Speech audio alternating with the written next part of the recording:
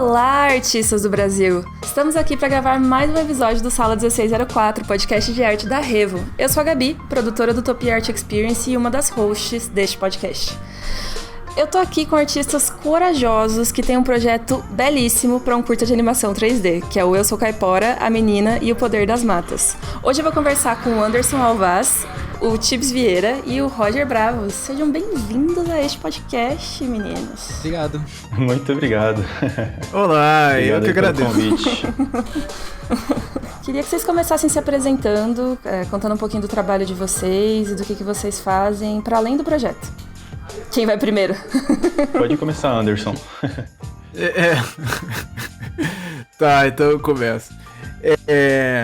Bem, eu sou ilustrador, sou formado em design, trabalho com ilustração aí desde 2011 e eu tenho um projeto chamado Folclore BR, Uma Nova Visão. É um projeto de multimídia aí, podcast, vídeo, live, tudo ao mesmo tempo. E eu faço esse projeto desde 2013, onde eu tento ali destrinchar o termo folclore, falar sobre cultura, falar sobre folclore brasileiro e estudando cada vez mais sobre isso e buscando outras pessoas também que estão interessadas em falar na mesma frequência que a gente tenta comentar, que a gente quer trazer problemáticas da sociedade também e outras questões que às vezes não são abordadas e são pouco abordadas também na escola quando se fala nesse assunto folclore. Então eu tenho esse projeto desde 2013 e tô aí direto com ele, trabalhando com ilustração também e tentando divulgar a cultura brasileira nesse mundão de meu Deus. Bom, eu faço parte da Vivarte, né, da produtora do Eu Sou Caipora, atuo como roteirista no curta-metragem, e além disso, desde o começo do ano eu tenho tentado, pelo menos, falar aí de cinema brasileiro na internet, no YouTube, em outras redes sociais, com o canal Cinédito, né, que é um canal de análise e de discussão do cinema exclusivamente dedicado ao cinema brasileiro. Bom, eu sou o Tibs Vieira, né? Eu sou artista 3D, trabalho aí com 3D, animação. Eu criei há alguns anos a Vivarte, né, que é um estúdio Vivarte. Lá a gente desenvolve diversos trabalhos artísticos, né, desde animação, outros trabalhos relacionados ao audiovisual, né, videoclipe, várias coisas.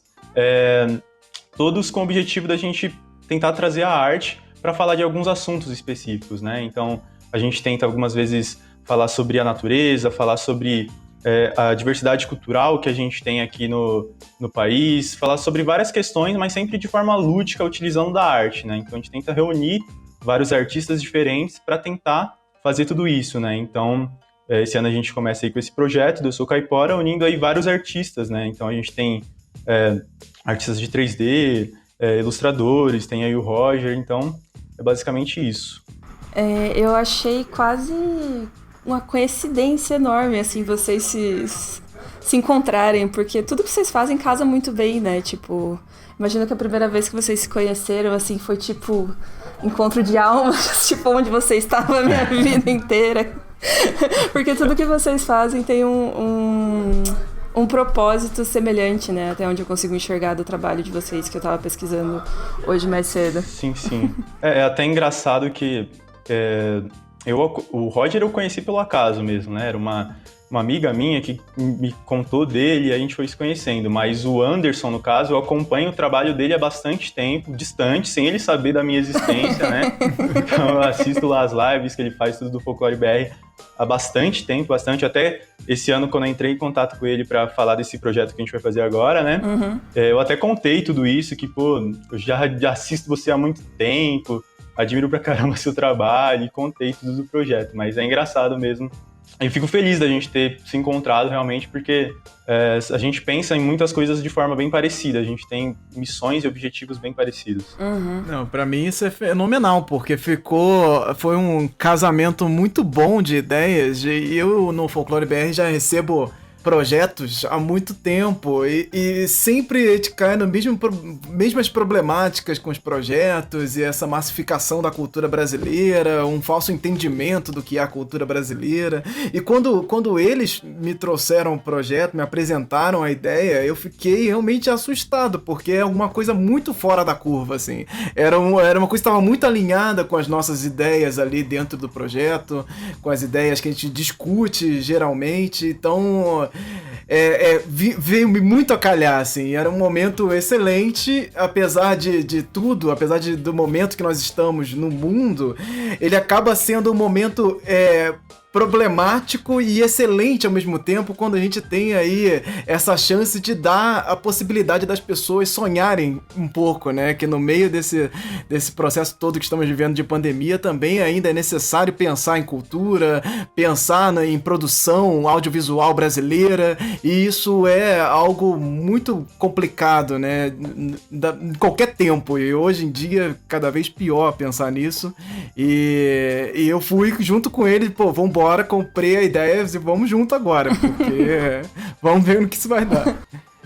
Eu acho todas as iniciativas de vocês incríveis, assim, esse movimento, que não é nem, acho que um movimento de resgate, não é uma palavra, mas é um movimento de valorização, sabe, da cultura nacional, é uma coisa que a gente acredita muito. Nos concursos do Utopia, né, que é o evento de arte que a gente organiza, a gente sempre tenta fazer algum tema que seja brasileiro, assim, para fazer as pessoas se interessarem mais pelo que a gente tem de história do nosso povo, né?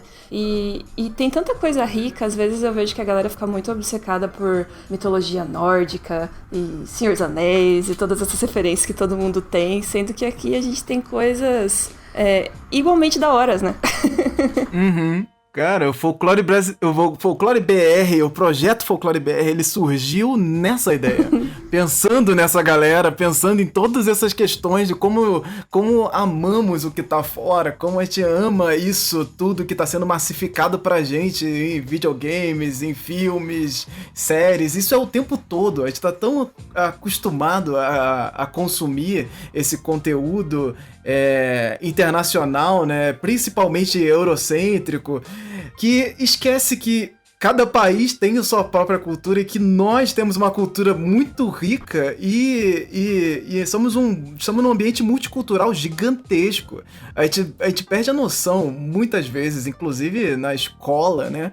O tamanho do Brasil. Uhum. O Brasil não é um paizinho, não dá pra comparar o Brasil com a Europa, que a Europa praticamente cabe dentro do nosso país. E aí você perde essa dimensão de tamanho e de quantas pessoas tem aqui em distâncias diferentes, com histórias diferentes, com processos de vivências completamente diferentes. Não dá pra gente massificar o Brasil e resumir ele a uma coisa ou outra. O brasileiro é isso, nossa cultura é isso. Nossa cultura é muita coisa. Então, assim, é muita coisa pra se discutir no meio disso. E nós queremos trazer essa ideia sempre da cultura pop brasileira. Por que não? Por que a gente não fala disso? Por que isso não é um ponto? Uhum. Porque a cultura brasileira é sempre vista, muitas vezes, principalmente na internet, com um lance de zoeira, né? De autodepreciação, que é muito comum. E a gente faz isso de uma forma tão automática que nem para pensar no quanto depreciativo você tá sendo falando da sua própria cultura. Isso como isso não vai dar impacto, né? Como isso não vai causar impacto dentro dessa cultura pop brasileira. E outra, a gente vem também com uma tentativa, não só nesse projeto, mas em outros, em mostrar para as pessoas que a gente tem aqui artistas incríveis, a gente tem estúdios incríveis, a gente tem como fazer as coisas, né? É possível, a gente tem produções incríveis, já tem coisas que foram feitas aqui relacionadas à arte incríveis aqui, não só lá fora, né? Então é até engraçado, né, ainda sobre essa questão de como a gente se conheceu, algo que chamou muito a atenção do Anderson, acredito, quando eu apresentei nosso trabalho para ele, é uma arte que a gente tinha feito, né, nossa equipe, há um tempo atrás, mesmo meio até despretensiosa, que era uma fanart do Castelo Rá-Tim-Bum. Ah, do Nino, né? Sim, essa que tem o Nino e a Celeste gigantesca. E foi uma arte que ela explodiu, assim, muita gente viu essa arte, foi até parar em algumas páginas de cinema falando, há rumores que um estúdio está produzindo filme, assim, porque a gente nunca falou disso. A gente sempre deixou claro que era uma fanart, mas é legal perceber como a gente tem, sim, coisas incríveis aqui que podem ser feitas e que podem ser muito reais, podem acontecer, né? Então, assim, era lindo ver, assim, nos comentários dessa arte, por exemplo, como tinha um monte de gente querendo ver aquilo acontecer, como tinha tanta gente que gostava tanto do Castelo Rá-Tim-Bum, que é algo daqui, que foi feito aqui, foi feito totalmente aqui. O Roger mesmo também traz bastante isso no canal dele. O canal dele é só sobre cinema brasileiro e às vezes você nem sabe de tanta coisa incrível que tem, que é feita aqui.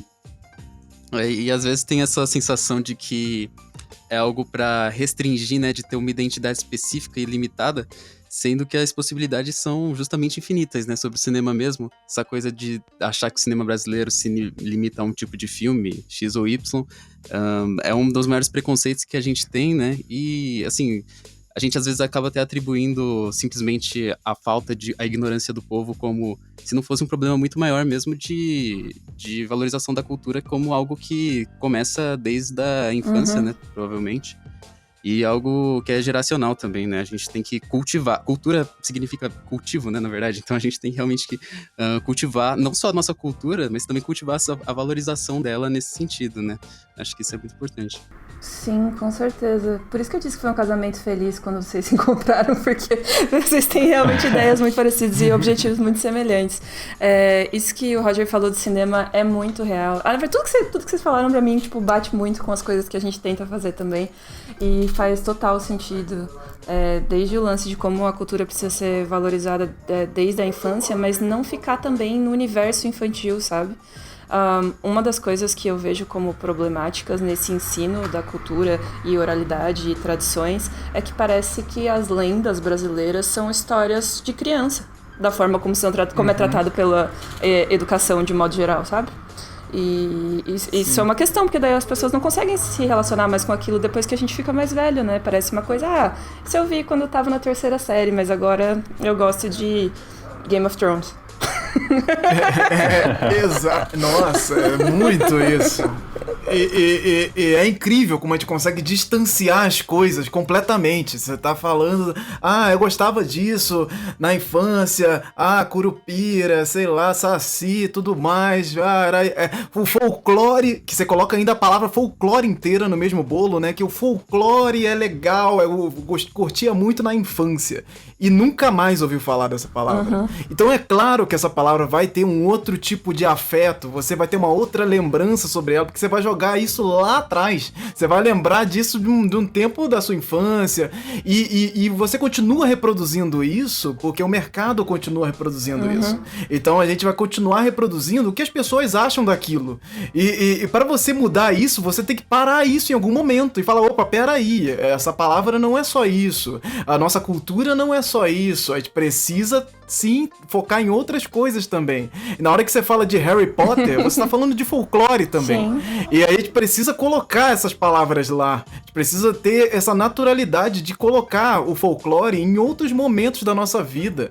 E aí você tem a própria palavra folclore sendo colocada em vários de formas diferentes pelo Brasil mesmo, como várias palavras, né? Porque você tem essa utilização diferente, então você vai ter um impacto diferente, vai ter lugar que folclore é ligado a dança, outro é ligado à música especificamente, a outra é ligado a um festival específico, ao carnaval. Então, assim, isso vai se dar de formas diferentes, só que a nossa relação, principalmente dessa coisa da internet, da TV, isso está muito relacionado ao eixo sul-sudeste do país. Então, o sudeste principalmente comanda toda essa narrativa. Então, se alguma coisa é feita com folclore de tal forma no sudeste, o resto do país acaba tendo que pegar aquilo de alguma forma e trabalhar aquilo do mesmo jeito. E é isso, precisa retrabalhar isso, repensar essa questão de o porquê que você não gosta, o porquê que você acha que uma coisa tinha que ser igual a outra, só que elas são, só que você nunca pensou dessa maneira. Então você vai ter lá o folclore do Harry Potter, não vai ser tão diferente do folclore brasileiro, então você vai ter que tratar essas coisas com uma estética diferente, que é outra coisa também. Então tem muitas camadas dentro de falar disso, né? Sim, total. E eu não consigo entender, às vezes, como que não rolou sei lá, uma nova onda de explorar essas histórias, sabe? E aprender, ouvir, buscar. Porque as pessoas estão sempre, tipo, buscando histórias novas pra contar, artes novas pra ilustrar, falar de uma coisa que ninguém falou. E tem tantas lendas em tantos lugares, de tantos povos diferentes dentro do nosso país, que eu fico tipo, gente, por que você tá ilustrando um Goblin se você podia fazer outra coisa, sabe?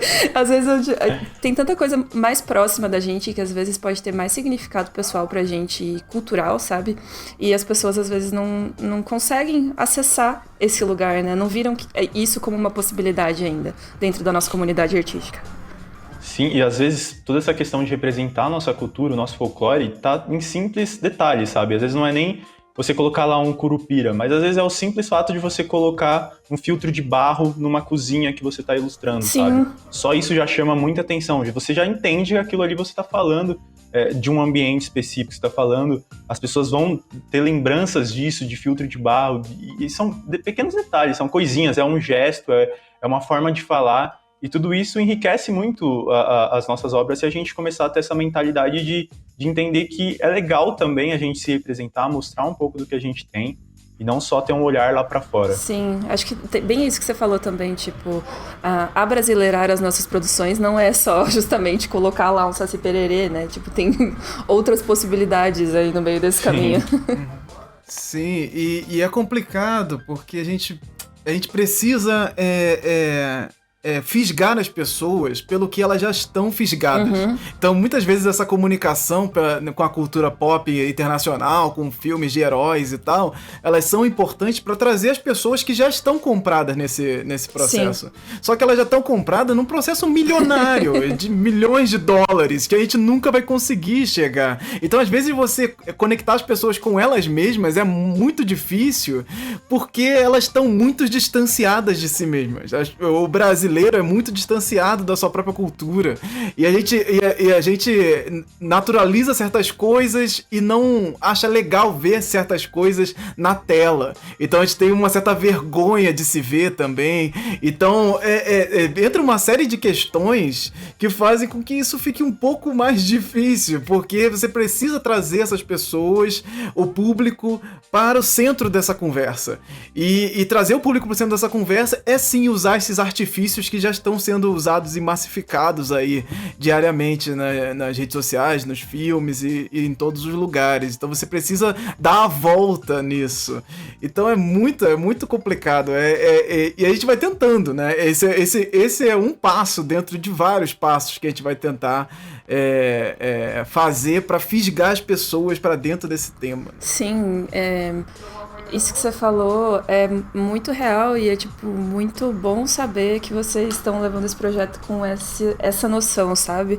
De, tipo, entender que as pessoas estão acostumadas a um tipo de narrativa e não rechaçar essa ideia, recusar essa ideia, mas saber disso, ter consciência disso e aproveitar isso pra fazer a ideia de vocês funcionar melhor, sabe?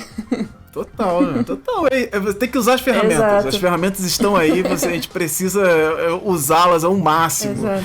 E essa coisa, muitas vezes que a gente acaba usando os próprios clickbaits, né? Aquelas mensagens para atrair a pessoa a clicar nos links e tal.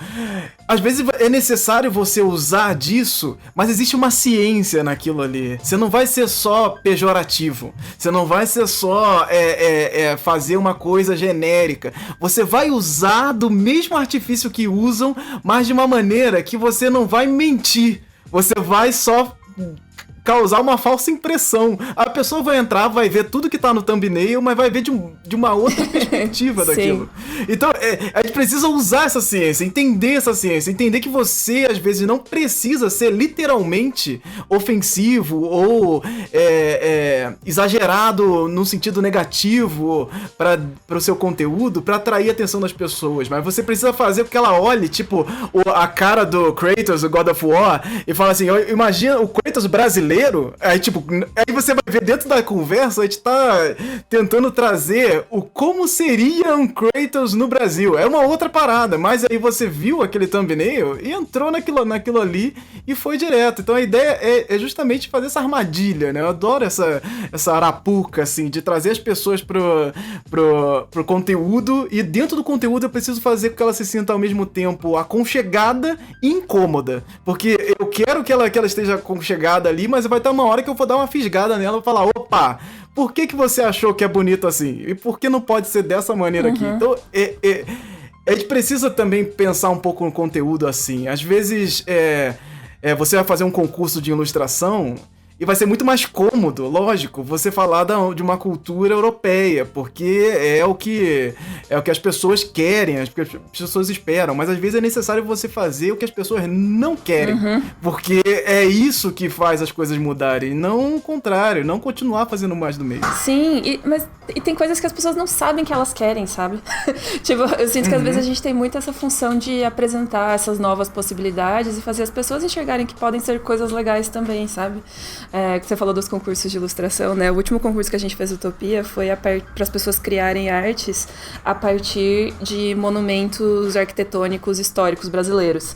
E a gente pegou de, sei lá, 11 estados diferentes do Brasil. E as pessoas, tipo, mandaram muita mensagem durante o processo falando, cara, eu não fazia ideia que isso existia no Brasil. E a gente ficou tipo, esse era o plano, era pra você descobrir que tinha. Exato. É isso. Mas o Anderson estava falando agora há pouco dessa questão da massificação e de como às vezes a mídia, sei lá, que controla mais as coisas ou que tem mais espaço dentro da internet, dentro da TV, dentro das redes sociais, às vezes acaba criando estereótipos muito fortes e se apropriando com muita... sei lá, como se pega uma lenda e dá uma versão para aquilo que parece que vira a versão definitiva da lenda, assim. Eu sinto que obras como O Sítio do Pica-Pau Amarelo fizeram isso de uma forma muito bem, porque foi um sucesso, mas ao mesmo tempo também criaram, sei lá, uma representação de certas personagens que ficou muito marcada para as pessoas como sendo, tipo, a versão verdadeira dessa história, sabe? Tem gente até que acha que essas criaturas, por exemplo, foram criadas lá, né? Ele tirou da cabeça dele o Monteiro Lobato. Mas não, né? Realmente isso acontece. Ou, por exemplo, Castelo Rá-Tim-Bum, isso acontece muito com a caipora de lá, né? Então é até um desafio pra gente, que a Vivarte ficou conhecida um tempo atrás pela essa arte do Castelo Rá-Tim-Bum, que tem um dos personagens sendo a caipora, e agora a gente vem com um projeto chamado Eu Sou Caipora. Então é até um desafio pra gente tentar tirar um pouco dessa ideia de que a caipora é exatamente como a que tem em tal programa ou que tem tal coisa. Então, sim, realmente é um desafio tentar tirar um pouco essa visão estereotipada da cabeça das pessoas.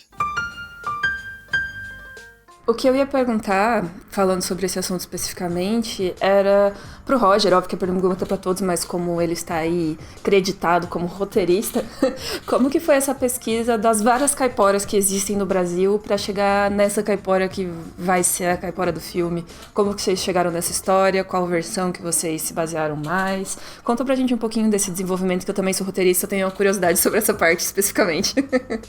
Ah, da hora. Na verdade, acho que a gente nunca nem falou isso, Thiago. É que a gente não decidiu fixamente que ia ser a caipora, né? A gente queria que fosse um curta que tratasse folclore brasileiro e tratasse temáticas socioambientais e tudo mais, só que a gente chegou a cogitar outras lendas, né?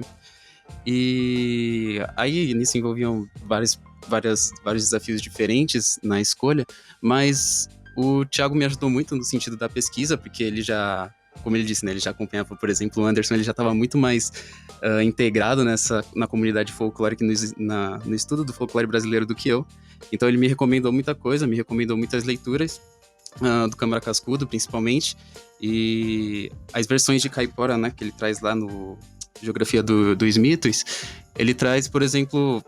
Foi aí que, na verdade, pra mim foi um processo muito da hora, porque abriu os meus olhos, assim, porque eu já curtia, obviamente, né, já curtia muito cultura brasileira, já curtia muito antropologia e tal, e foi a primeira vez que eu vi realmente o folclore como esse processo, o folclore nacional, né, como esse processo antropológico da coisa, de terem diferentes versões de uma única lenda, e dessas versões, no final das contas, representarem a nossa própria identidade, né? Caipora significa habitante do mato, e aí a gente já pensa no que essa nomenclatura ali, que pode ter sido, que era atribuída por jesuítas e pelos colonizadores, o que ela já significava, né? Essa descrição dela dele ou dela, né? Ser uma entidade coberta de pelos, ou uma entidade vermelha, ser uma entidade gigante ou uma entidade anã, ser o curupira também, a mesma coisa. Então tem todas essas variáveis, sabe? Que vão de tamanhos até de comportamento. E nesse processo, assim, eu acho que o Anderson trouxe, por exemplo, a coisa de trazer histórias que têm um gênero definido que as pessoas se identifiquem. Até agora, eu interpreto particularmente a caipora que a gente acabou concluindo lá no curta como uma representação, na minha cabeça, assim, é tipo uma personificação da floresta, assim, como esse significado de habitante do mato, mas não só isso, por consequência, ela traz toda uma coisa de identidade nacional, assim, de uma forma bem generalizada, tanto que o título, né, Eu Sou Caipora, a gente sempre teve essa ideia de menção, né, dessa identificação com a personagem. A protagonista do curta-metragem não é a caipora, né, é a Luana. Mas a Luana, nesse momento, ela tem essa identificação com a personagem, essa é a condução da narrativa principal.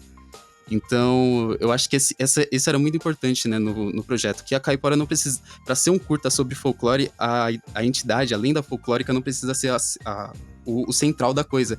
E isso é ainda mais importante para reforçar que o folclore faz parte da gente como povo, e de que ele pode estar presente de forma ativa nas nossas vidas, né, no nosso comportamento e nas nossas filosofias. Então, eu acho que o processo gira em torno disso e, de certa forma, nessa identificação da caipora como um símbolo ali, né, que faz parte de personagens humanos. Eu acho que essa era a principal ideia, assim, de toda a pesquisa, e esse foi o resultado, assim, de toda a pesquisa, na real. E é sempre importante lembrar também que, assim, o que a gente tem ainda é pouco. A gente ainda vai pesquisar muito mais, a gente ainda está num processo muito grande de pesquisar e definir tudo isso, porque a caipora realmente é um negócio louco. De todos os mitos que tem a caipora, ela é um dos mais difíceis que tem de lidar, porque tem lugares aqui do Brasil que dizem que ela é uma garota indígena pequenininha, tem outros que é um gigante, é o caipora, em outros lugares é a caipora. Até por isso nossa preocupação no título foi claro, eu sou caipora, porque para o máximo de pessoas poder se identificar, as pessoas que entendem como o caipora vão ficar ligado nisso, as que entendem como a caipora também. Então, é um processo muito complicado. Dentre todos os desafios que a gente já tem com esse projeto, que são desafios muito grandes, esse também é um dos que mais, assim, desde que a gente começou, desde que eu apresentei a ideia para o Anderson, ele sempre tá ali pontuando, porque assim, na nossa equipe, quem tá sempre mais preocupado com essa questão folclórica em si, quem mais entende também, eu acho que é o Anderson, né?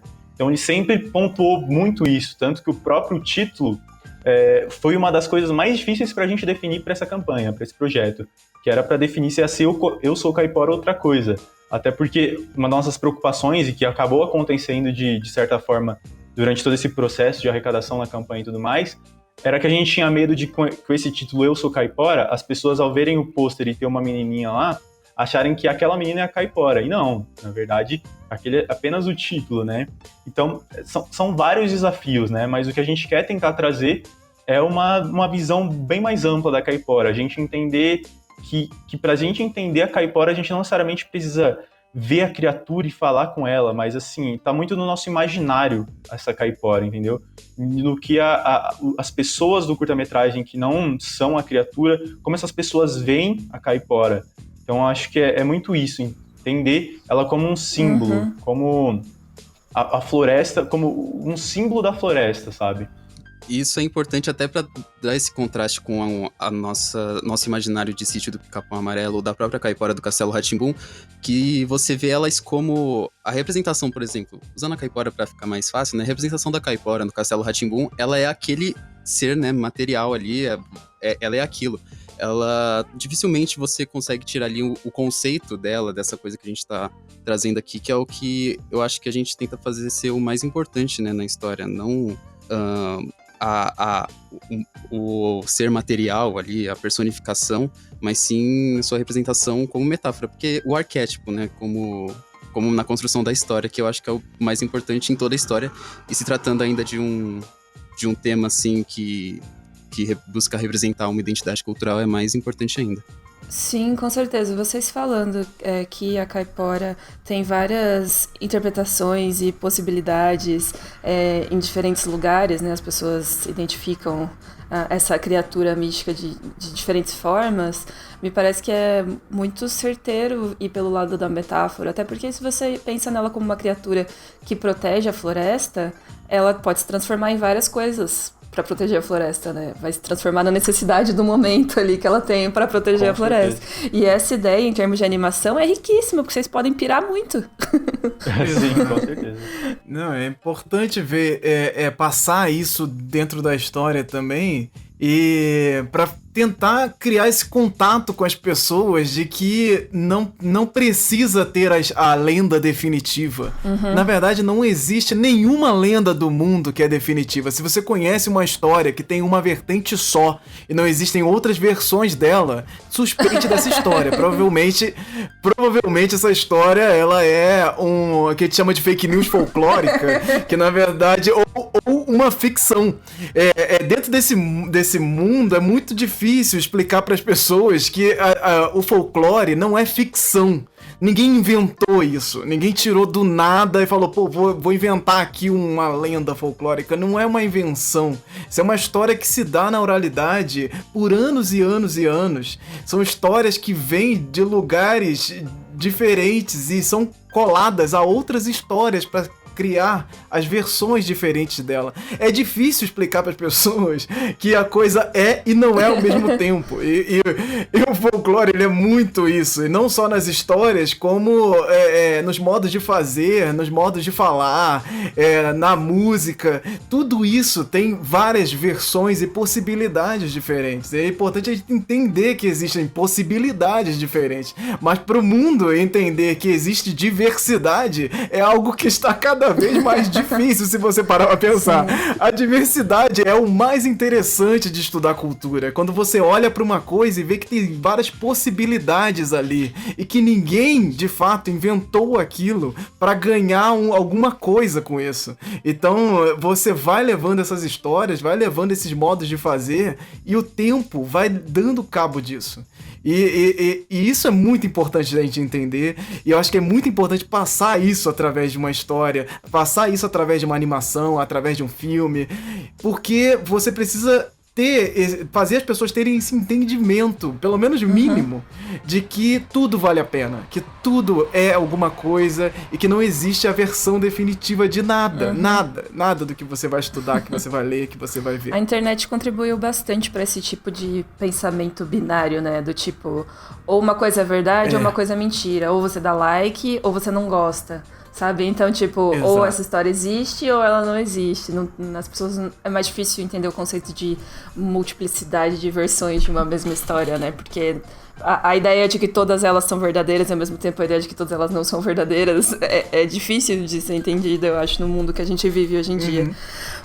Outra coisa que acho que foi o Roger que falou agora há pouco foi sobre como é importante mostrar que o trabalho de quem está pesquisando folclore passa por um viés antropológico e passa por uma coleta de histórias e de dados e levantamento de vozes diferentes, de pessoas de tempos diferentes, de lugares diferentes, que ouvem essas histórias há muitos e muitos anos para elas serem, né, retransmitidas e gravadas e tal. Ele até chegou a comentar o livro do Câmara Cascudo, que inclusive foi a grande fonte do Monteiro Lobato para muita coisa, né?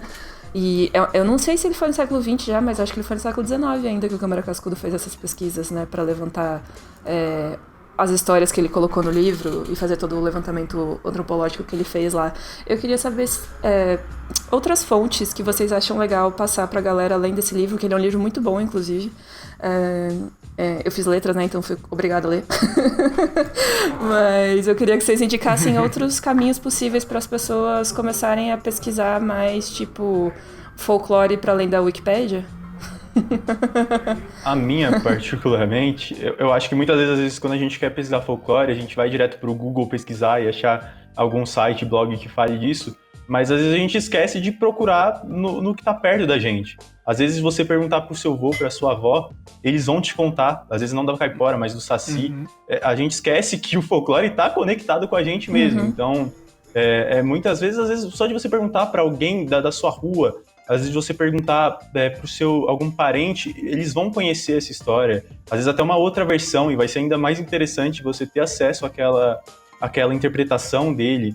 Então, a minha referência aí fica essa. Eu acho que muitas vezes a gente tem que olhar para o que está perto da gente, porque às vezes essas são as fontes mais verdadeiras que a gente vai encontrar possível, sabe? Então, eu acho que esse é um dos grandes problemas que a gente tem nessa questão do estudo da cultura e do folclore, que ou são livros extremamente chatos e importantes, que é o caso do Câmara Cascudo, porque apesar de ser um livro interessantíssimo, principalmente para quem tá pesquisando, tá querendo uma fonte de pesquisa... não é entretenimento, né? É fundamental, ele tá bem longe de ser entretenimento, de você passar numa escola, assim. Se você manda qualquer jovem abrir um Câmara Cascudo, eles dormem nas 2 primeiras páginas, assim, porque é realmente algo muito difícil. E uma das coisas mais importantes, né, nessa coisa de valorização, é você entender que se você mesmo que está ouvindo, ou você que está pesquisando, não se mover para fazer alguma coisa nesse sentido, não acontece. Então, para que tenham outros livros e outras referências, a gente precisa estudar e fazer essas referências serem encontradas. Então, o que acontece é que dentro do folclore em específico, nós temos muito poucas coisas mesmo. Então, a maior parte das coisas são livros de estudo, como essa série da Martins Fontes, que tem a dinâmica do folclore, do Edson Carneiro, e outras referências de outros folcloristas. A ciência do folclore também é bem legal, mas são coisas muito específicas de estudos antropológicos mesmo. Uma coisa que eu sempre recomendo, e infelizmente, eu recomendo, mas infelizmente tá fora de catálogo.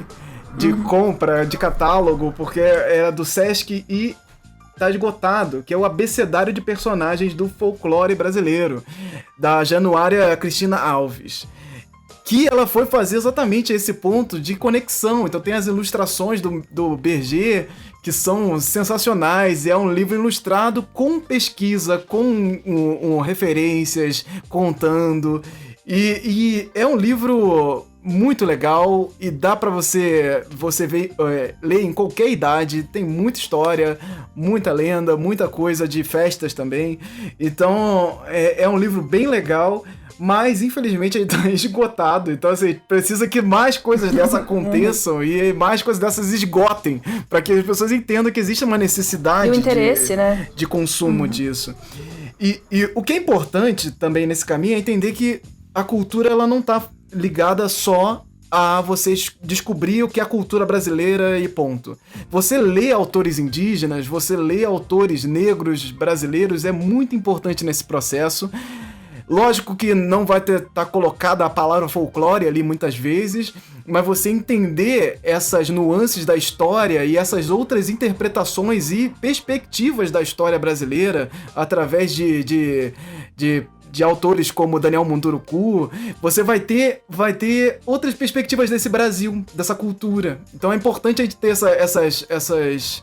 essas interseções também. Então, para sair um pouco da questão do folclore, acho que ler pessoas negras e indígenas é muitíssimo importante nesse processo também, de entendimento dessa cultura. Sim, inclusive você falou, né, do Daniel Munduruku, e, gente, eles têm vários vídeos dele no YouTube. Se vocês não querem ir direto pros livros, que são bem fáceis de encontrar, inclusive, porque ele é um autor bem conhecido, vejam os vídeos dele, ouçam o que ele tem pra falar, vão se interessando, comece por algum lugar, né, não precisa virar aqui um antropólogo assim que você terminar de ouvir o podcast. Exato. Mas façam alguma coisa, porque conforme o Anderson foi falando, eu fui pensando, meu Deus, cara, é muito urgente, já a gente vai começando a ter uma noia, né? Porque, tipo, a sensação que me dá é, tipo, essas pessoas que têm todo esse conhecimento e sabem a história do nosso país estão morrendo. E são pouquíssimas pessoas que estão tendo o esforço de ouvir essas histórias e salvar essas histórias no Drive, sabe? Pra gente poder ter acesso depois. Então, eu acho que é quase uma urgência, assim, principalmente porque as nossas políticas públicas não prezam por isso de forma alguma, principalmente no momento atual, né? Não tem nenhuma valorização desses povos. Então, é muito triste que isso esteja acontecendo. A gente está perdendo uma parte muito significativa e grande e importante de povos que são os povos nativos das Américas, né? Não, cara, é muito urgente. É muito, muito urgente. E é total. Isso que é complicado, porque parece que eu tô jogando esse peso pra cima dos brasileiros, mas é total responsabilidade nossa. Isso é nossa responsabilidade. A gente tem que se mover pra fazer acontecer. Não adianta, porque assim, gostaria muito que tivéssemos um governo que tá ali totalmente focado na preservação da cultura e tudo mais. Mas a gente já capenga isso há muitos anos e agora, ultimamente, é simplesmente nulo esse processo.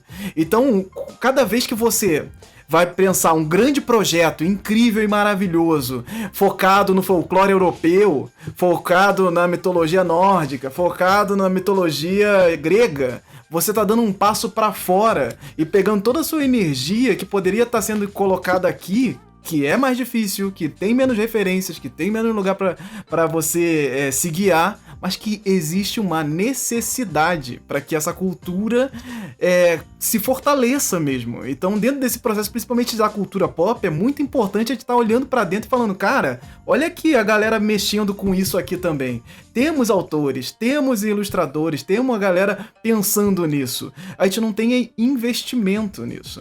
Então, o nosso sucesso no financiamento coletivo é um sinal da necessidade das pessoas por esse tipo de conteúdo. E pensar nisso é muito urgente, sim, e total nossa responsabilidade de caminhar em direção às pessoas que estão produzindo e pensando nesse caminho.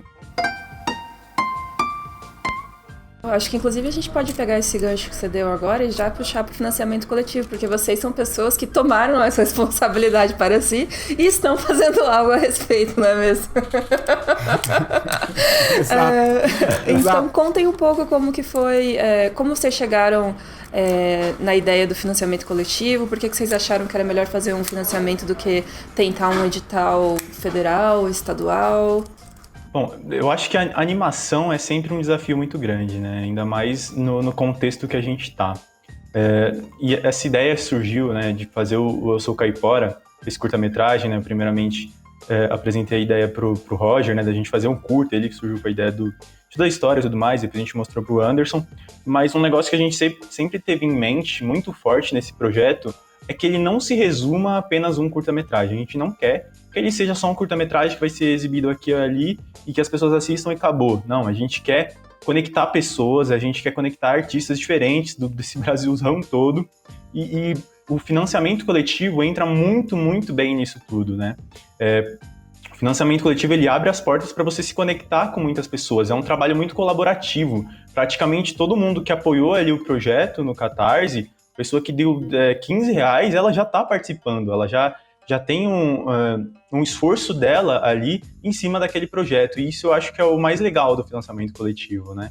É um esforço coletivo para você transformar um projeto, uma ideia real, né? E além disso tudo, de ter toda a participação de todos esses apoiadores, é legal que a gente abra a possibilidade para conectar com outros artistas, né? Então, por exemplo, as recompensas que a gente entregou pro projeto, no financiamento coletivo, se a pessoa apoiava, entre essas recompensas a gente tem, por exemplo, uma miniatura feita pelo escultor o Aredes Echucuru, que é de outro estado. Então, por exemplo, a equipe aqui da animação, a gente está em São Paulo, o Anderson está lá em Minas, o Aredes está lá no Rio, se eu não me engano, né, Anderson? O Aredes está no Rio, sim. Isso.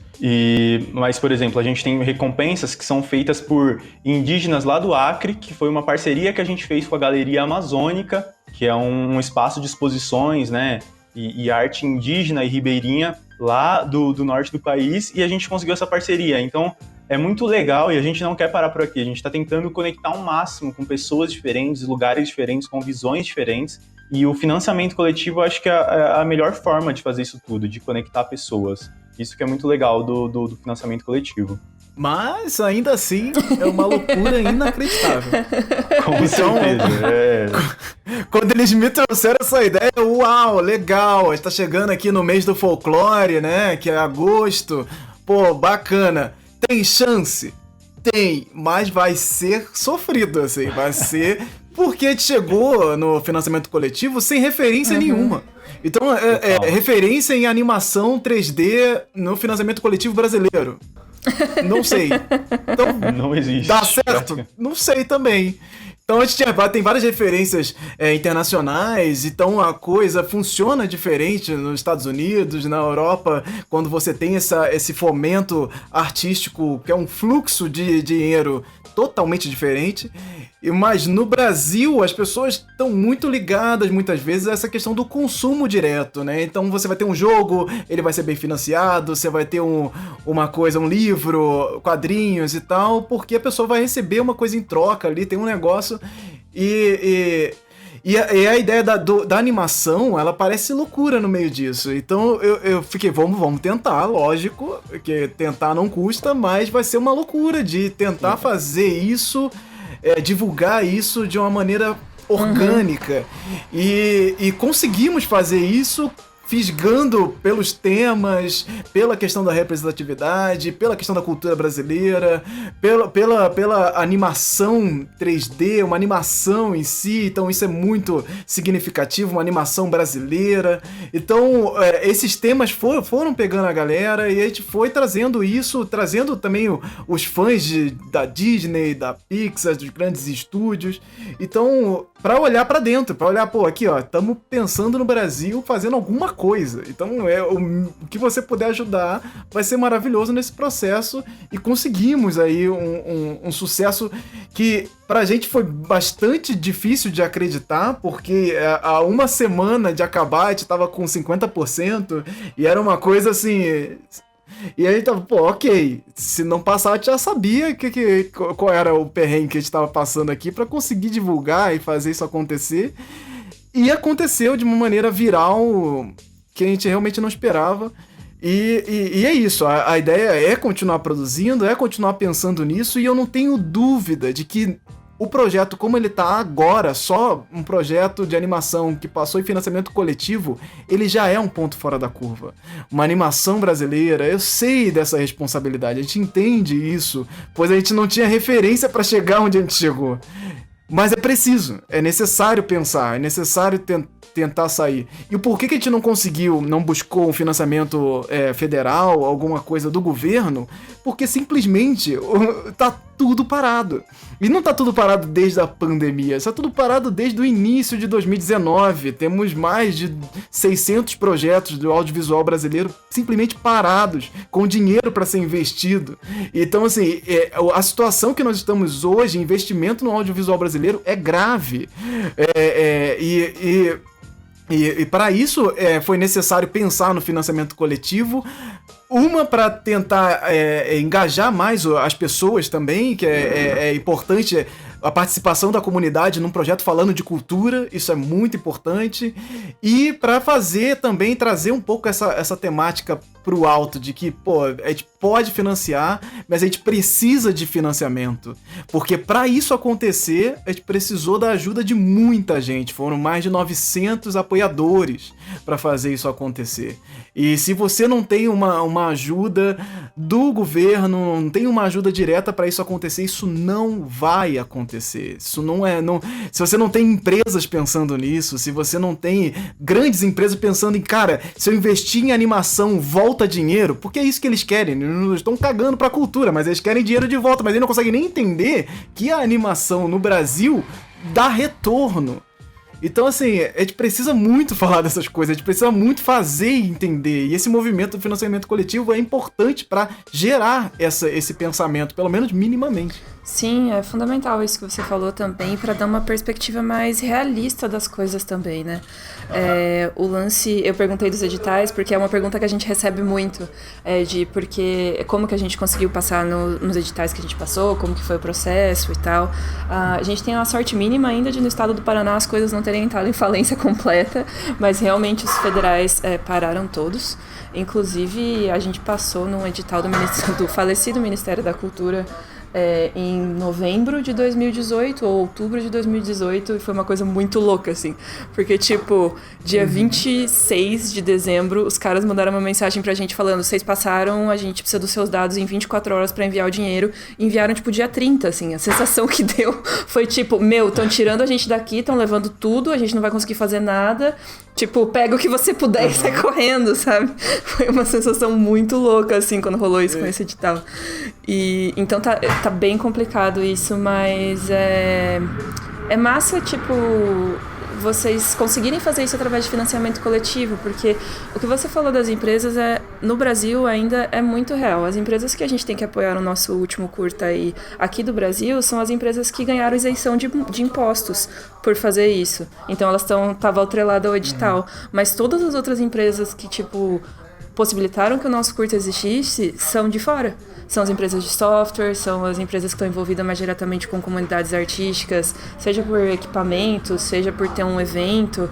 São todas empresas de fora do Brasil. Então é muito triste, mas também é muito real isso que você falou, de aqui a gente não encontrar esse incentivo que é necessário para o negócio acontecer, sabe? Tipo, senão não tem como. É impossível. Né? Por mais... E a nossa esperança é que com esse projeto a gente abra portas não só para a gente mesmo, mas para outros estúdios, outras pessoas também criarem, fazerem seus projetos através do financiamento coletivo, né? Porque é o que o Anderson falou, a gente praticamente não tinha referência nenhuma dentro do financiamento coletivo aqui no Brasil para animação 3D. Eram pouquíssimas coisas que se encaixavam mais ou menos no que a gente estava pensando. Então a gente foi realmente um tiro no escuro. E como deu certo, quase não deu, mas a gente chegou a tempo, a gente torce para que realmente seja algo que possa abrir portas aí para mais pessoas futuramente também fazerem animações por financiamento coletivo, porque é isso, né? É muito difícil de fazer tudo isso aqui no Brasil. Então a gente pensa que o financiamento coletivo aí é uma porta que se abre para a gente tentar fazer, né? Porque nisso você depende só das pessoas, você depende de pessoas que queiram, né? Você não vai depender do governo ou de empresas, né? Algo mais direto com a própria pessoa que vai assistir. A própria pessoa que vai assistir que vai apoiar. Então, algo bem mais direto. E é bonita essa possibilidade, né? De você conseguir fazer com que as pessoas que vão consumir o seu produto, digamos assim, participem da existência dele como um todo, né? Tipo, além de conseguir financiar o projeto, você já tem pessoas que com certeza vão assistir o filme de vocês. Sim. Sim. E essa responsabilidade é muito importante também. A pessoa podendo participar daquilo. Eu faço parte disso. E isso para dentro do projeto, simbolicamente, também é muito, muito importante. Porque quando eu tô lá nos meus projetos falando de folclore, eu tô falando com as pessoas e sobre pessoas. E se as pessoas estão nesse processo de construção dessa animação, desse projeto em si, é importantíssimo e é muito fundamental para você olhar o projeto como um todo e falar, pô, isso aqui foi feito através das pessoas. Eu tô falando de cultura junto das pessoas que quiseram que isso acontecesse. Então isso é muito significativo, muito importante também pro projeto como um todo. Claro, e é uma força tremenda do projeto também, né? E fora que dá mó gás pra vocês produzirem a parada, porque mesmo que vocês tenham levantado a grana com financiamento, não vai ser fácil isso.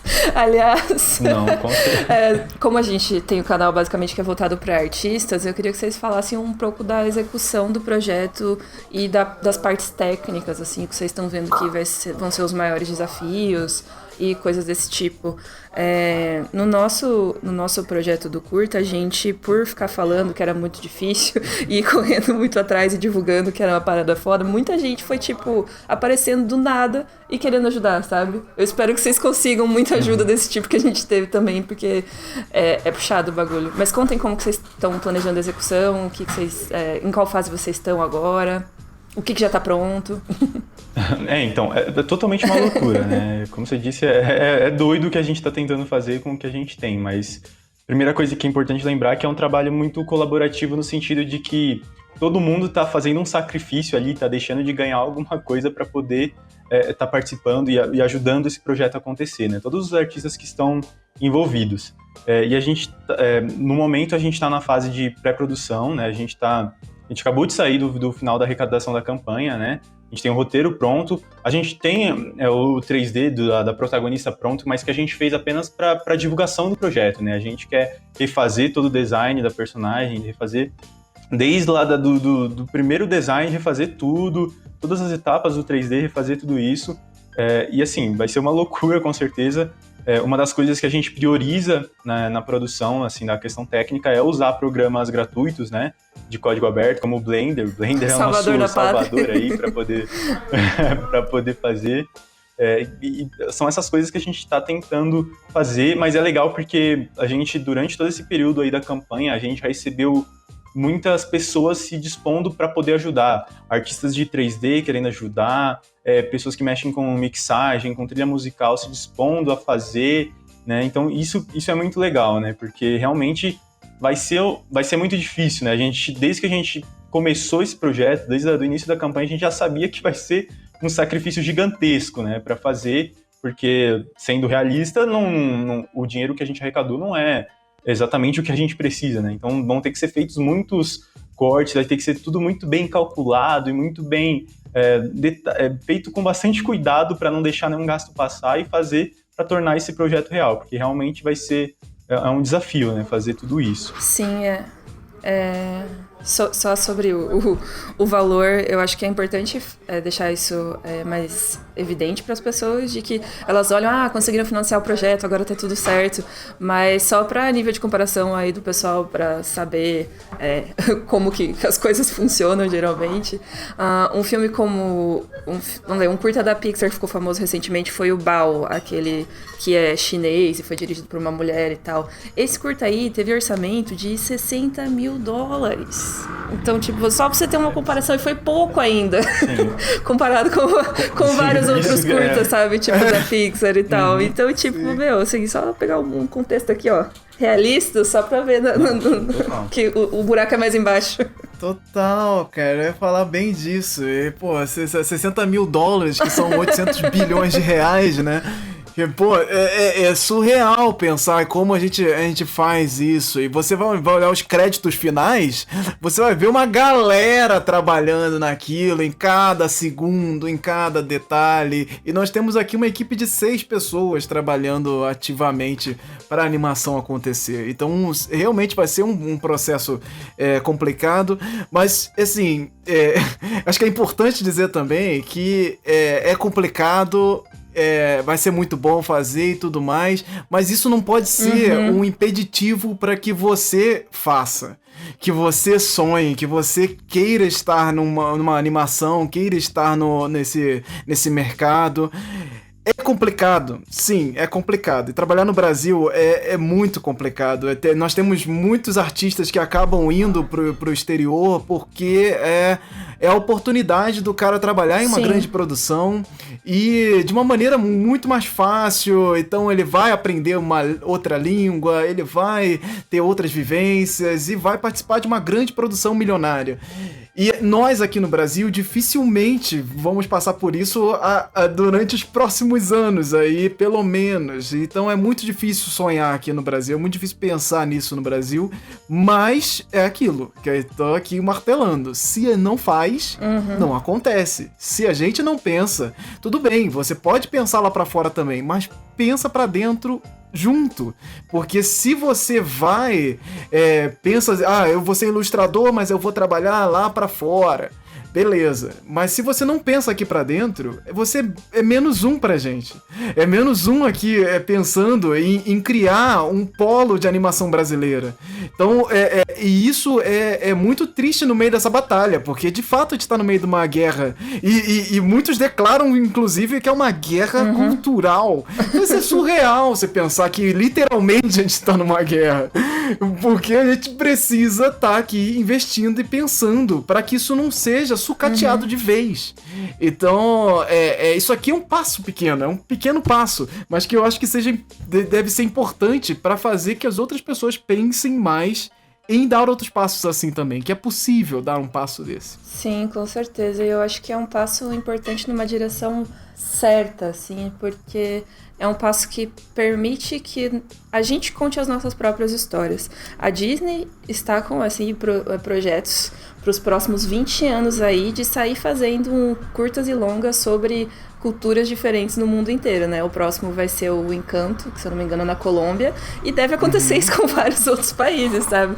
Mas eles não têm compromisso nenhum em colocar uma produção só de artistas colombianos dentro do filme deles, certo? E eles podem estereotipar o que eles quiserem e fazer versões absurdas do que eles quiserem, né? Então, é muito importante isso que você falou sobre, assim, tipo, a dificuldade não ser um empecilho, porque a gente tem que fazer isso, senão vai vir alguém que vai fazer pela gente, só que essa pessoa não vai ter os cuidados e as preocupações e, sei lá, o amor que a gente tem por essas histórias, né? Então, sim. É um lance de significado, gente. Não deixem a Disney estragar nossa cultura. Isso é muito complicado, né? Porque a Disney, ela conseguiu comprar tantas pessoas que você tem hoje a Disney como sinônimo de animação legal. Sim. Ou animação em si. Tipo, animação Disney. Animação é Disney. Você vai pra trabalhar lá fora fazendo desenho pra Disney, é isso? Porque é só o que existe, assim, e a Disney tá dando passos cada vez mais profundos nesse sentido, e um dos sinais muito importantes de olhar todo esse movimento que a Disney tá fazendo é esse movimento atual aí do Disney Plus chegando, tomando a sua devida cara de monopólio, e, cara, isso já tava escrito lá atrás, né? A gente já sabia que algo assim iria acontecer e que a Disney iria centralizar os principais produtos. Mas só que isso pra gente é um certo choque ao ver que a grande parte dos produtos que se consome na cultura pop são da Disney. Então, assim, isso é muito surreal, que você vai pensar em animação, cite 5 animações que você gosta na sua vida. Você vai pensar na Disney, e é claro que isso 4 animações que são da Pixar, 4 da Disney e uma da Pixar que também é da Disney. Então, é muito complicado. Exato. Você vai no cinema, você vai olhar os cartazes, assim, praticamente ali quase todos vão ser da Disney. Então, é um processo muito complicado e que a gente tem que tomar cuidado. E que também não adianta também a gente só reclamar do que vem de fora, dos estereótipos que fazem da gente, se a gente também não tem a iniciativa de tentar criar o nosso, de tentar fazer uma diferença aqui também, né? E não é só criar, né? É consumir também. É consumir, com certeza.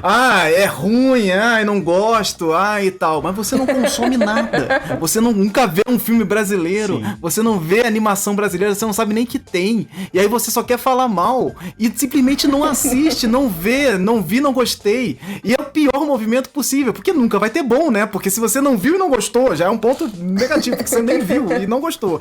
Então, para que outra coisa aconteça e seja bom ao seu gosto, vai ser muito mais difícil, né? Eu acho que isso que você falou é muito... a gente tinha que falar isso mais vezes, assim, do tipo, gente, façam as coisas. Ficar só reclamando na internet não ajuda ninguém em nada. Não ajuda. E é isso também. O fazer fica muito... Parece muito impositivo. Não, vai fazer. Aí, meu Deus, eu tenho que fazer pra ser bom? Ai, que droga. Não é só isso.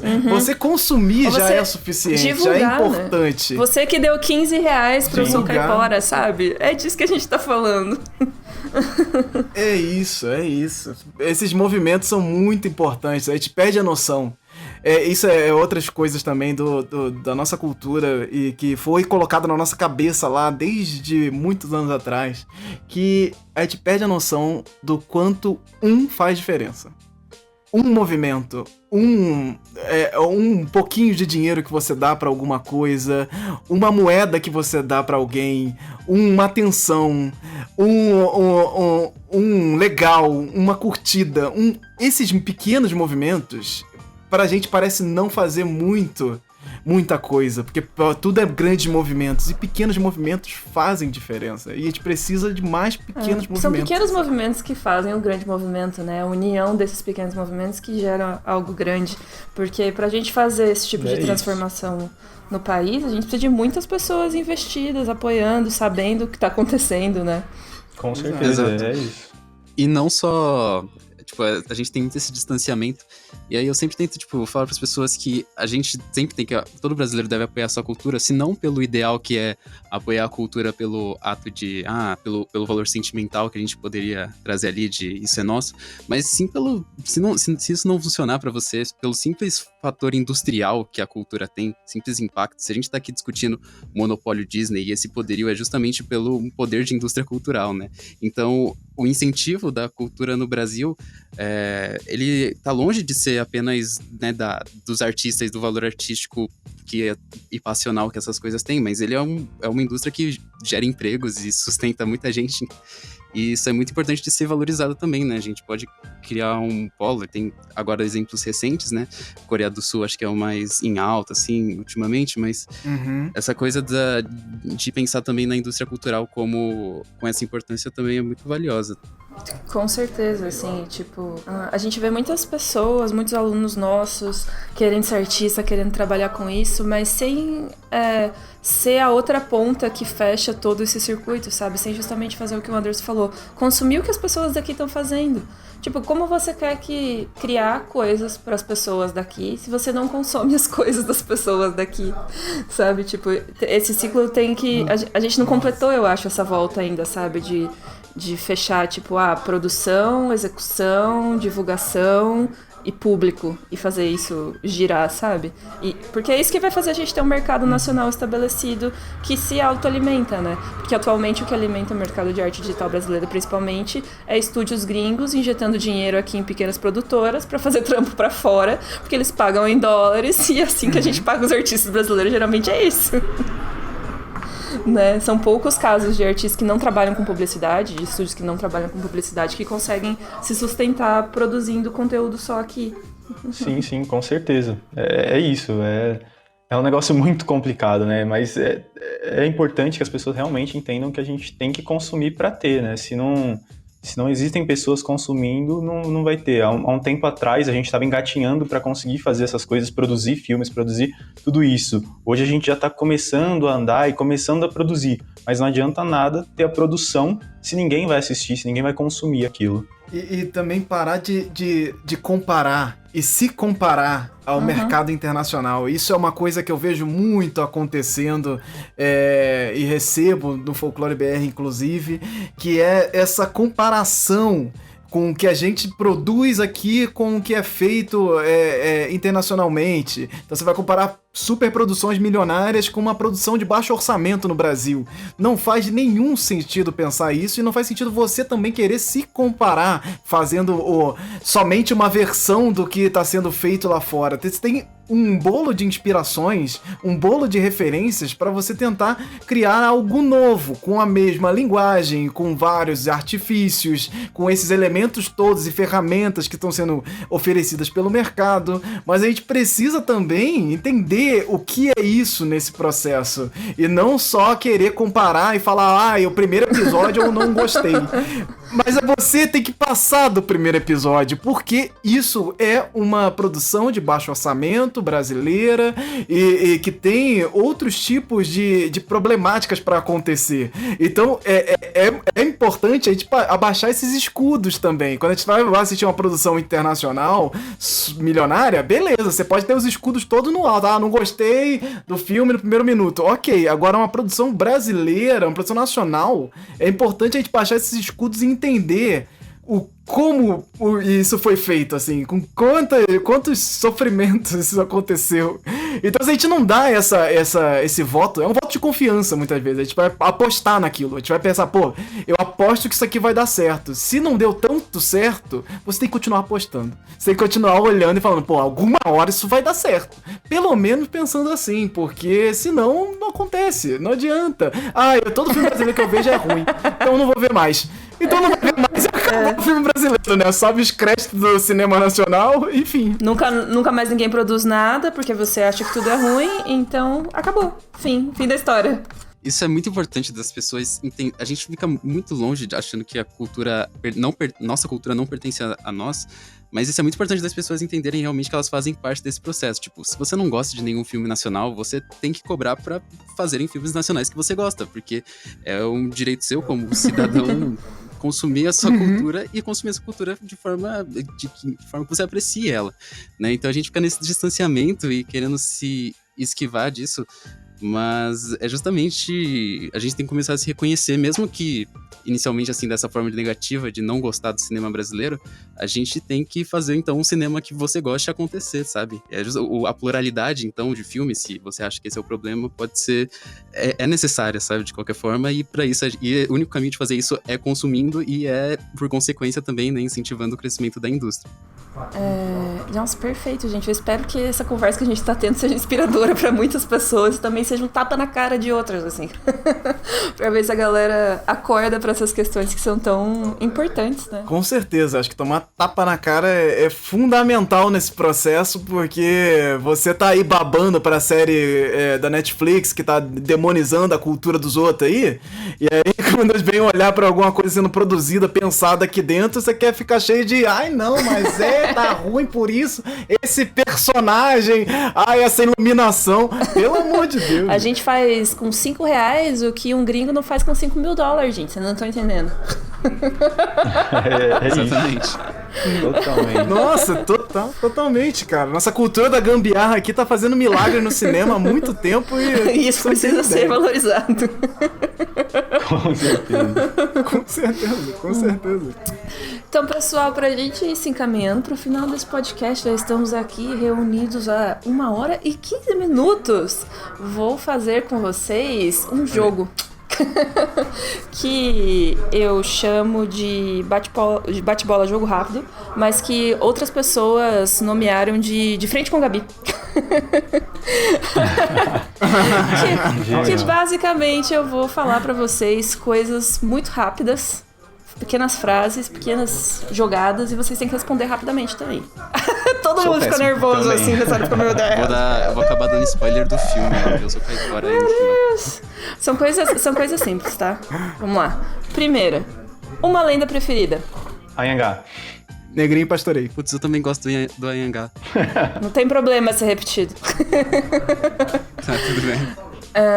Um filme de animação que vocês gostariam que todo mundo visse no Brasil. Menino e o Mundo. Oxi. Ixi, Maria, calma aí.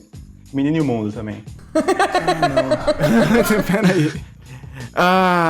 Uma história de amor e fúria. A galera já ia achar que esse podcast estaria sendo patrocinado pelo Ale Abreu desse jeito. Artista que te inspira. Evandro Alves. Hugo Canuto, Chico. Pô, vou num genérico, cara. Glauber Rocha. Um plano pra 2021. Eu Sou Caipora. Muitas pessoas poderem assistir Eu Sou Caipora. Eu Sou Caipora na Globo. eu Sou Caipora vencendo mais de todos os festivais aí que participaram.